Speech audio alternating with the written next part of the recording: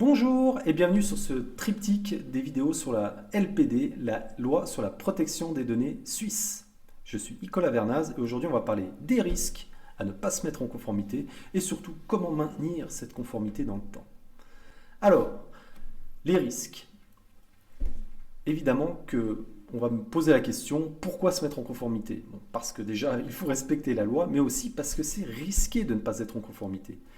L'autorité suisse, le PFPDT, préposé fédéral à la protection des données et à la transparence, a un pouvoir étendu grâce à cette loi. Il a un pouvoir d'audit, il peut prendre des sanctions, des actions administratives, comme par exemple cesser un traitement de données ou par exemple fermer votre site internet s'il le faut, ce qui n'est pas agréable si on a un business à tourner.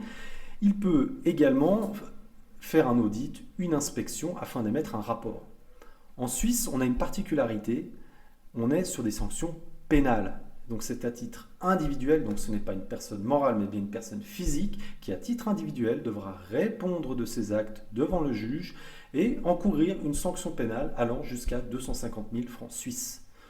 Je vous laisse imaginer, personnellement, je n'ai pas envie de me retrouver devant un juge pour une fuite de données personnelles. Donc maintenant, comment maintenir la conformité dans le temps? Tout d'abord, il faut faire un état des lieux, savoir où vous en êtes. Un audit quelque part de qu'est-ce que vous avez fait versus qu'est-ce qui est attendu de la loi. Je vous invite à aller voir ma précédente vidéo sur les 10 principaux points de conformité que vous devez effectuer. Une fois que vous savez où vous en êtes, vous devez faire un projet, la phase 2, un projet de conformité, pour finalement fermer les points les plus importants, les plus urgents, afin d'être le plus proche possible d'une conformité avec la loi. La conformité, ce n'est pas qu'un projet, ça se fait dans le temps. C'est comme un processus de qualité. Il faut donc maintenir cette conformité dans le temps.